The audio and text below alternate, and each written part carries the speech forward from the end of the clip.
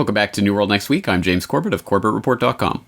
And I'm James Evan Pilato of MediaMonarchy.com, and coming to you from America, where we're amusing and abusing ourselves to death with the nonstop knee-jerk news of the day kind of stories about fake identities and murder sprees and really emotional con games that distract us while other things happening. So we'll talk about how cops steal millions from motorists in a minute. But first, James, like I said, you wouldn't know it if you live here in America, but there's massive news happening around the globe as Greece is just about on fire. The latest I have for you of the hashtag Grexit comes via CNN.money, appropriately enough. Europe fails to get deal as Grexit looms.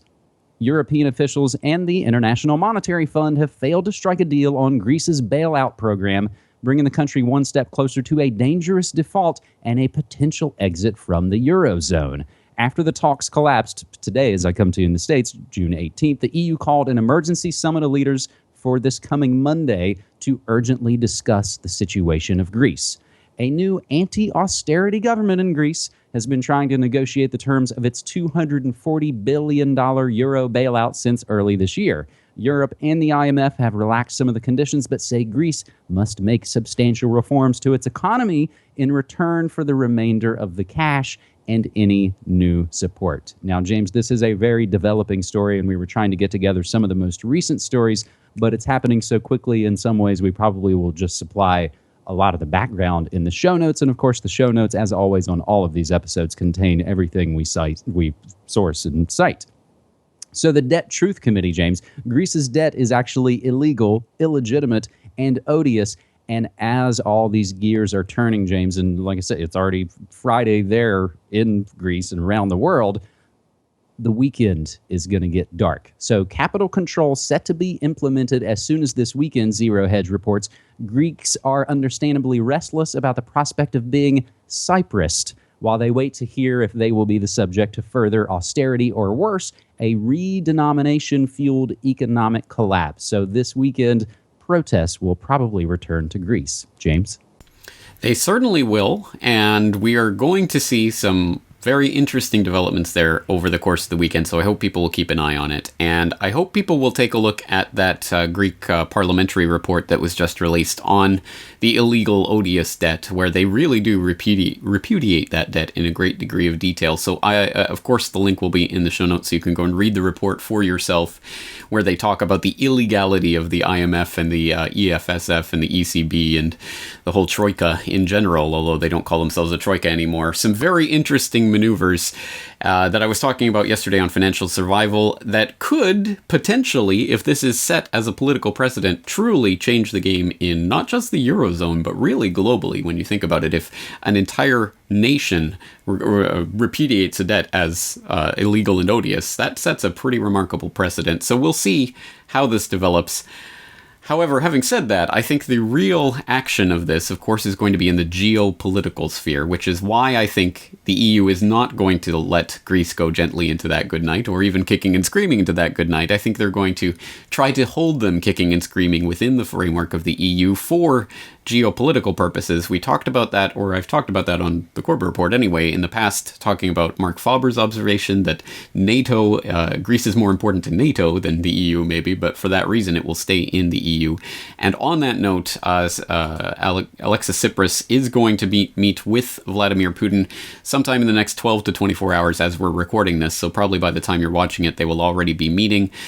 Supposedly, one of the things on the agenda, at least, will be a Russia-Greece agreement on support of the Turk Stream, or the Greek extension of the Turk Stream pipeline, which is now coming together after the South Stream pipeline has been quashed, or supposedly quashed. So that's an interesting development because, of course, Cyprus and Greece more aligning now with Russia. Does that play into the sort of 2D chess game, Russia versus NATO, and trying to bypass the Ukraine for the gas?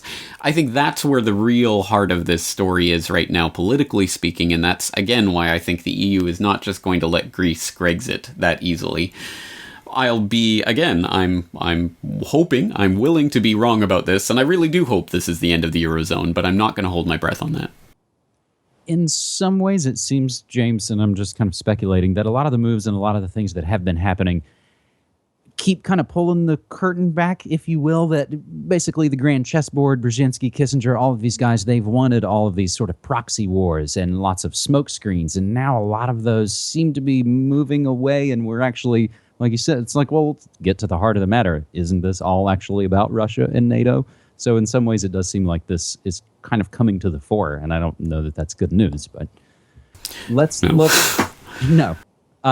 We actually covered Syriza's rise to power as it was happening back in January of this year. So we'll include the link back to that New World Next Week episode from January of 2015, Anti-Austerity, Syriza Seizes Power in Greece. So interestingly enough, that same episode, James, also had a segment on sheriffs wanting popular police tracking Waze app disabled. And now maybe we have another reason why. Our second story this week on New World Next Week, episode 232, Stop and Seize. Aggressive police take hundreds of millions of dollars from motorists not charged with crimes. This from an interesting full report from the Washington Post. Video, graphs, the whole sort of package, if you will. It notes, after the terror attacks on 9/11, the government called on police to become the eyes and ears of Homeland Security on America's highways. Local officers, county deputies, and state troopers were encouraged to act more aggressively in searching for suspicious people, drugs, and other contraband. The Departments of Homeland Security and Justice, loosely called, spent millions on police training. The effort succeeded, but it had an impact that has been largely hidden from public view: the spread of an aggressive brand of policing that has spurred the seizure of hundreds of millions of dollars in cash from motorists and others not charged with crimes. This all coming from a Washington Post investigation. Thousands of people forced to fight legal battles that last for a long time to even try to hopefully maybe get their money back. Behind the rise in seizures is a little-known cottage industry of private police training firms that teach the techniques of highway interdiction to departments across the country. One of those firms created a private intelligence network known as Black Asphalt. There are other groups that have names like Desert Snow or the 420 Group. So they've enabled police nationwide to share detailed reports about American motorists, criminals or not, including social security numbers, addresses, tattoos, as well as hunches about which drivers to stop. Many of the reports have been funneled to federal agencies and fusion centers as part of the government's burgeoning law enforcement intelligence systems, despite warnings from state and federal authorities that all of this information could violate privacy and the pesky Constitution. A thriving subculture, James, in closing, from this long piece from the Washington Post that we'll implore people to go read and watch the video and check out the info. A thriving subculture of road officers on the network now compete to see who can seize the most cash and contraband, describing their exploits in the network's chat rooms and sharing trophy shots of money and drugs. Some police advocate highway interdiction as a way of raising revenue for cash-strapped municipalities. James, this really strips bare, I think, a lot of what we've seen, and people speculated when we were talking about sheriffs wanting the Waze app disabled, like, oh, because that's going to hurt their quotas. And here we are again, James. Exactly right. And I think this is a good example of exactly what the gangster nature of the state is. I mean, the state will decide how much of your anything you can keep. And if they decide to pull you over and, hey, you're carrying too much cash, I think we're going to have to take that, they will do so. And the only difference, I think, that has historically been between a country like the United States and pick your third world country of choice where the police do this quite routinely is that, well, in the United States, yes, it happened, but not as often, not as much. There was still some sort of respect for some private property rights. Well, that is dwindling as the third worldization of America continues and it becomes the land of the unfree, the home of the slave. So it is extremely saddening, but perhaps not surprising. And I think this is, again, all related to the economic turmoil that's taking place globally that, of course, is coming home to roost in the United States as we see, again, some pretty tectonic shifts on the political and the economic chessboard that are happening right now that all add up to the dwindling decline of the old U.S. petrodollar hegemony. And this is what that looks like. For people who don't know or don't care about the U.S. world dollar reserve system, if you are an American living in America, you're going to see a lot more stories like this and worse stories than this in the future as the third worldization continues. James, in some way, I guess I have a couple of related stories to this. But again, I think this New World Next Week episode kind of crafts a money through line, but looking at it in a lot of different angles, hopefully. And another international story, this kind of breaking worldwide. But again, I had to actually see it from the amazing audience out there who helped submit news to us using hashtag New World Next Week. Australian spies paid off people smugglers for years in a now busted open state bribery scheme. So yes, that's human trafficking.